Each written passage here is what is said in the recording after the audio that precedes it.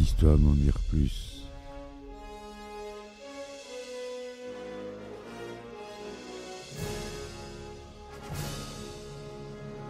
Eh ben attendez, on est en France. Allez, cul sec. Hop.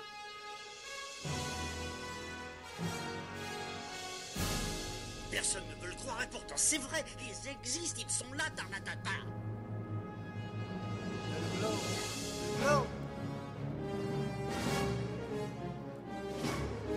Il faut qu'on pète.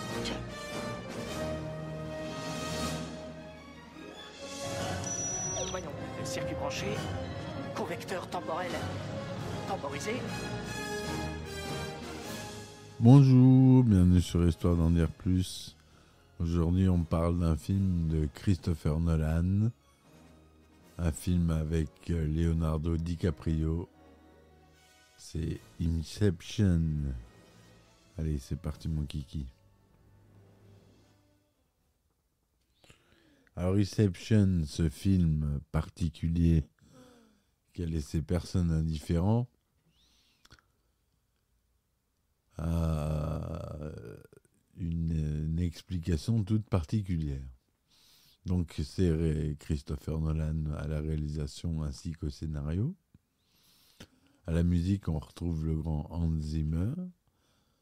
On y retrouve Leonardo DiCaprio, Joseph Gordon-Levitt, Elliot Page, Tom Hardy, Ken Watanabe, Marion Cotillard, qui a un petit rôle dedans. Enfin, pas un petit rôle, un bon rôle, mais pas un rôle principal, on va dire. Société de production Warner Bros, Legendary et Syncope. C'est un film américano-britannique, un thriller de science-fiction. Il est produit aussi par Christopher Nolan et il est sorti en 2010. Sorti 2 ans après le grand succès de The Dark Knight du même réalisateur, le film voit le jour grâce à la réputation de celui-ci. Les sociétés de production Warner Bros et Legendary Pictures lui octroient un budget de 160 millions de dollars, sans compter 100 millions dévolus à la promotion du film. Inception reçoit un accueil très positif dans le monde entier, les critiques ayant particulièrement salué son originalité, son casting, sa musique et ses effets visuels. Il rapporte plus de 800 millions de dollars, le classant comme l'un des 40 plus gros succès au box-office mondial. Le film remporte 4 Oscars, dont celui de la meilleure photographie. Il est nommé à ceux du meilleur film et du meilleur scénario original. Il est également classé dans les 15 meilleurs premiers films du top 250 de l'IMDb, avec une note de 8,7 basée sur la vie de 2 millions de personnes. Alors le résumé, si on peut faire le résumé de ce film. Dans un futur proche, les États-Unis ont développé ce qui est appelé le rêve partagé, une méthode permettant d'influencer l'inconscient d'une victime pendant qu'elle rêve, donc à partir de son subconscient. Des extracteurs s'immiscent alors dans ce rêve qu'ils ont préalablement modelé et qui peuvent contrôler afin d'y voler des informations sensibles stockées dans le subconscient de la cible. C'est dans cette nouvelle technique que se sont lancés Dominic Cobb et sa femme Mal. Ensemble, ils ont exploré les possibilités de cette technique et l'ont améliorée, leur permettant d'emboîter leurs rêves les uns dans les autres, accentuant la confusion et donc diminuant la méfiance de la victime. Mais l'implication du couple dans ce projet a été telle que Mal a un jour perdu le sens de la réalité. Pensant être en train de rêver, elle s'est suicidée, croyant revenir à sa vision de la réalité.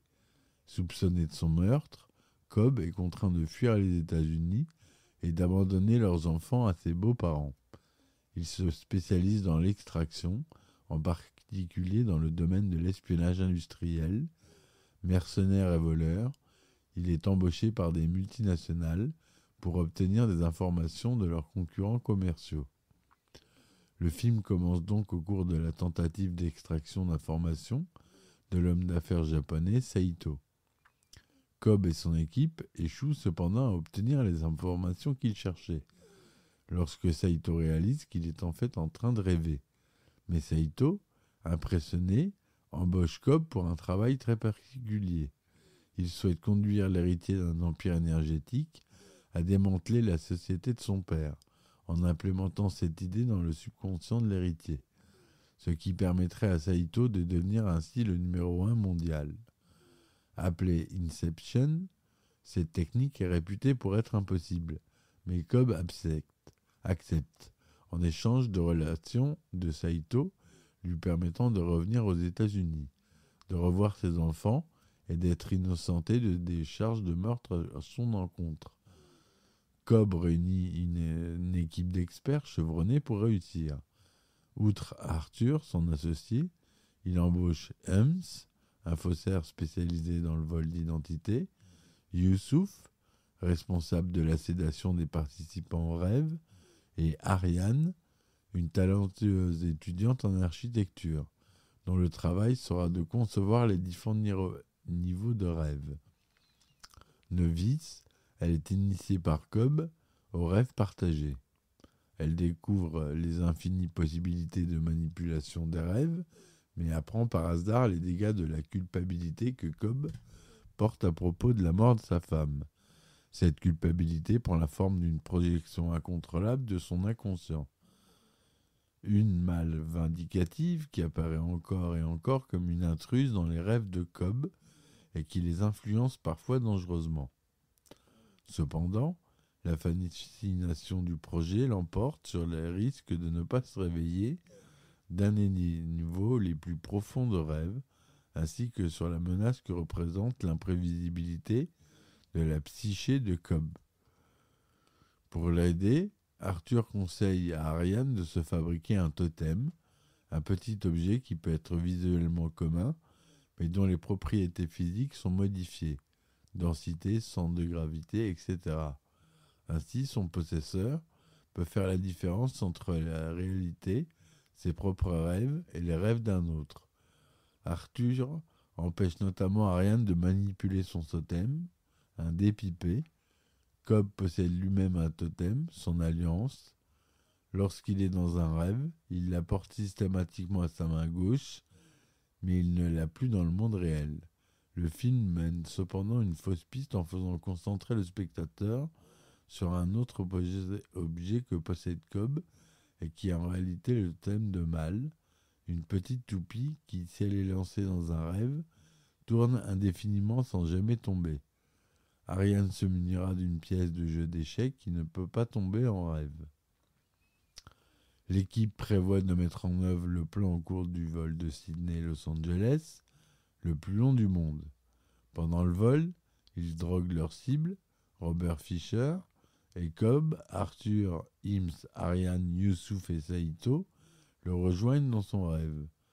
Dans le premier niveau de rêve, ils se retrouvent dans un décor urbain et pluvieux où ils enlèvent Fisher, mais leur plan prend rapidement une tournure désastreuse lorsqu'ils réalisent que leur cible a préalablement été entraînée à lutter contre les incursions étrangères dans son subconscient. Cet entraînement prend la forme d'une équipe de sécurité privée et lourdement armée qui prend pour cible les intrus, à savoir Cobb et son équipe. Au cours de cette attaque, Saito est gravement blessé. Finalement, il se réfugie dans une cachette et tente d'amadouer Fisher grâce à la présence de son parrain, Peter Browning, interprété par Helms. Celui-ci évoque l'existence d'un second testament secret laissé par Maurice Fisher à l'intention de son fils.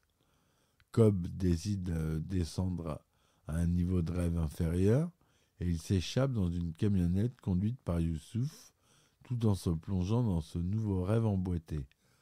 La camionnette est prise en chasse par l'équipe de sécurité de Fisher jusqu'au pont où, d'après le plan, une chute dans la rivière donnerait aux rêveurs la décharge, une sensation de chute, nécessaire pour les réveiller, si tant est qu'elle soit coordonnée avec les décharges des niveaux de rêve inférieurs. C'est compliqué.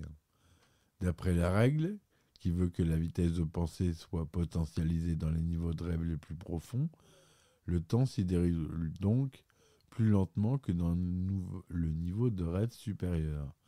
Ainsi, les quelques minutes de course-poursuite dans la camionnette correspondent à plusieurs heures dans les rêves inférieurs.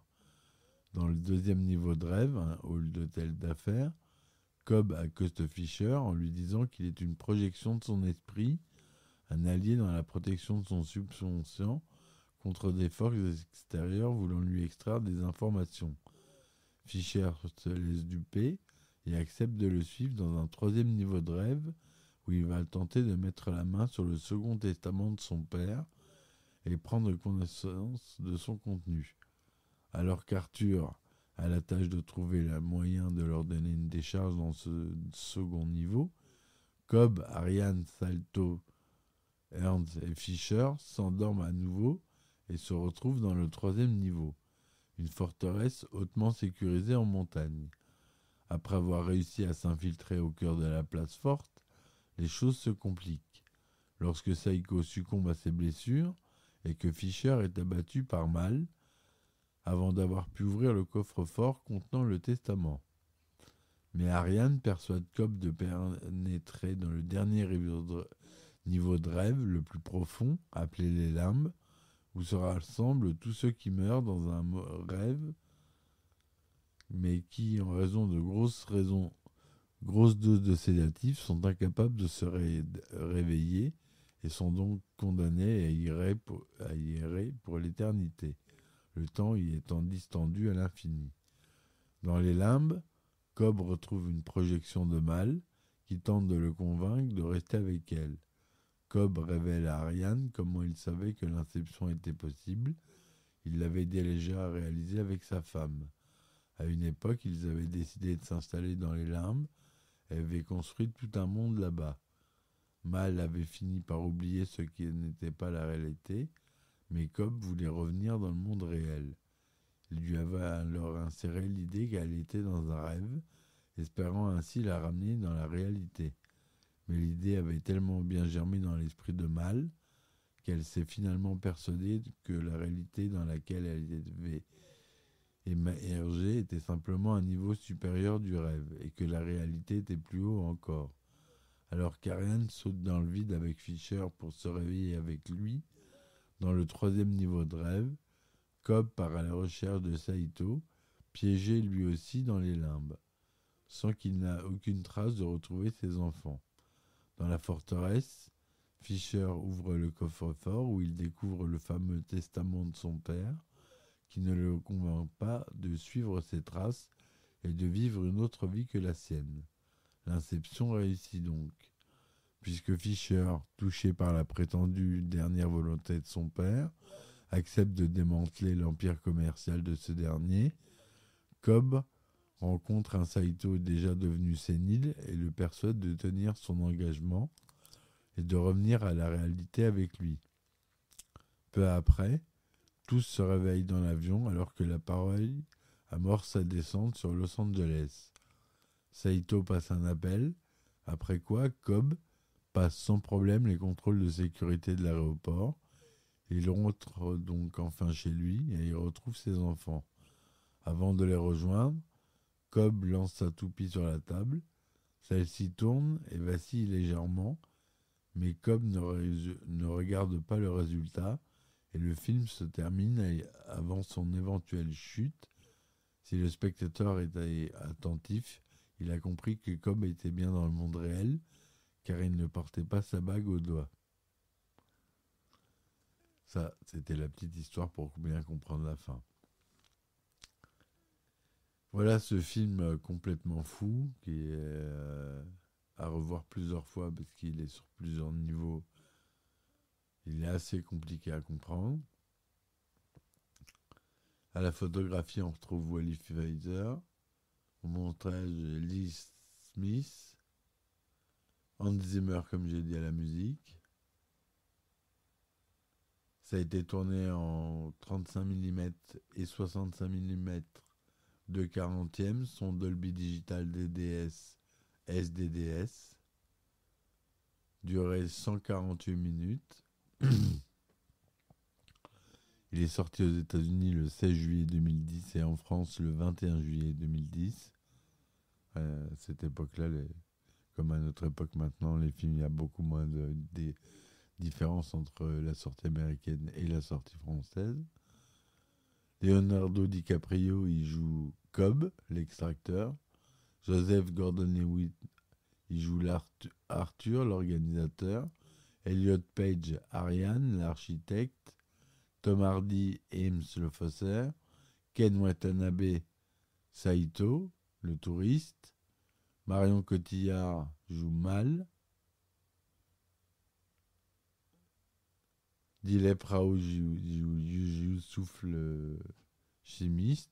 Tom Béranger, Peter Browning. Michael Caine, professeur Stephen Miles. Voilà, comme acteur assez notable. La production a été assez longue, puisqu'elle a commencé au début des années 2000. J'en fais un résumé. Le tournage a commencé le 19 juin 2009 à Tokyo, avec la scène de l'hélicoptère où Saito engage Cobb. Les scènes inspirées par l'île d'Ashima au large de Nagasaki ont été reconstituées numériquement à partir de décors filmés au Maroc. Il y a eu beaucoup d'effets spéciaux. La post-production. Le film a principalement été tourné en format anamorphosé de 35 mm, ainsi que quelques séquences en 65 mm et les séquences aériennes en VistaVision. Contrairement à The Dark Knight, aucune image n'a été filmée en IMAX. Les séquences ont été ralenties, ont été tournées grâce à une caméra photosonique 35 mm à une vitesse de 1000 images par seconde. Le directeur de la photographie, Wally Pfizer, a finalement testé l'utilisation d'une caméra numérique à haute vitesse, mais le nombre de problèmes techniques rencontrés a contre-indiqué son choix pour le montage final. Nolan a choisi de ne pas tourner le film en 3D, préférant filmer avec un objectif à focale fixe, ce qui est impossible à faire avec des caméras 3D.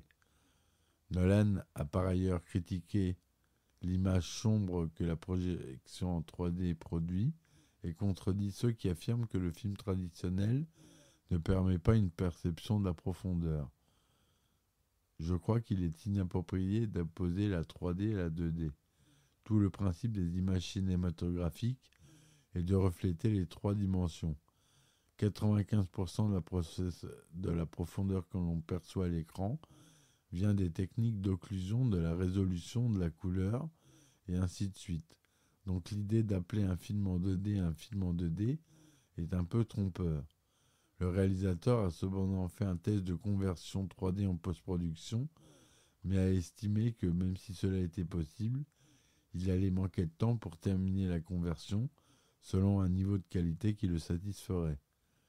Pfizer a chanté de donner à chaque lieu et niveau de rêve une apparente différence afin d'aider le public à différencier la narration pendant la partie montage rapide aux 2 tiers du film. La forteresse de la montagne semble stérile et froide, et les scènes dans l'hôtel possèdent des teintes chaudes, alors que les scènes dans le van sont plus neutres. Pour les séquences oniriques du film, Nolan a utilisé un peu d'images de synthèse, mais leur a préféré les effets visuels lorsque c'était possible. Il explique que c'est toujours très important pour moi de filmer le plus possible, et ensuite, lorsque c'est nécessaire, les images générées par ordinateur sont très utiles pour compléter ou pour mettre en valeur ce que vous avez atteint physiquement. Pour cela, le superviseur des effets visuels, Paul Franklin, a créé une maquette de décor de la montagne et l'a fait exploser. La scène de combat sans gravité a été tournée avec l'ajout d'effets créés par ordinateur, afin de tordre subtilement des éléments tels que la physique, l'espace et le temps. L'effet le plus difficile à réaliser a été la ville des limbes parce qu'il s'est développé de façon continue au cours de la production. Franklin a embauché des artistes qui ont construit divers concepts urbains alors que Nolan avait sa version idéale personnelle. quelque chose de glacial, clairement moderniste dans son architecture, mais avec des pans entiers s'effondrant dans la mer comme des icebergs. Franklin et son équipe finalisent une ville qui ressemble à une version iceberg de Gotham City, mais avec en plus de l'eau qui court à travers. Pour cela, ils ont créé un modèle informatique à base d'un glacier, après quoi des designers ont inséré un programme qui crée des éléments comme des routes, des intersections ou des ravins, jusqu'à obtenir un ensemble complexe ressemblant à une ville, tout en conservant un aspect organique. Pour la séquence du Paris pliant, Franklin a fait appel à des artistes qui ont proposé des dessins conceptuels, à partir desquels son équipe a créé des animations informatiques brutes. Plus tard, pendant le tournage, Nolan a pu ainsi diriger DiCaprio et Page dans cette animation créée par ordinateur. Inception ne compte pas moins de 500 effets visuels, ce qui est assez peu par rapport à un film à effets spéciaux contemporains, où c'est entre 1500 et 2500 plans à effets spéciaux. Donc il y en a peu, ils ont utilisé à bon escient dans ce film. Et les effets visuels ont été réalisés chez Deneg, Double Negative et New Deal Studio. Donc on a dit que la bande originale créée par Hans Zimmer, troisième collaboration avec Christopher Nolan après Batman Begins et Dark Knight. Il décrit son travail comme une bande-son originale, électronique et dense, pleine de nostalgie et de tristesse.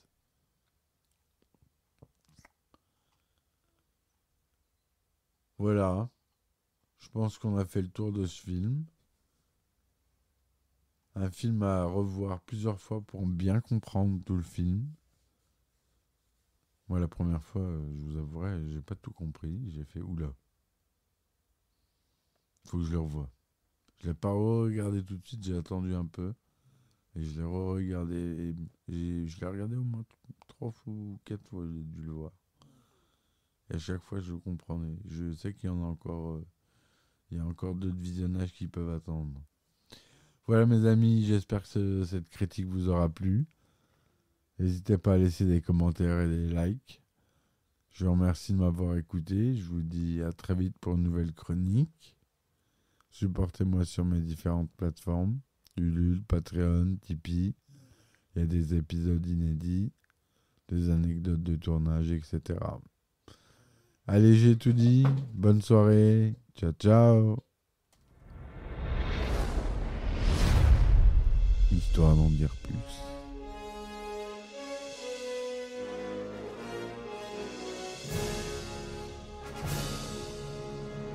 Eh ben attendez, on est en France. Allez, cul sec. Hop.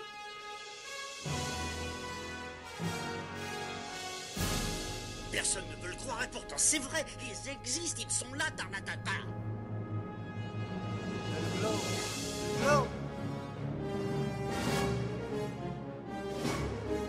Il faut qu'on pète.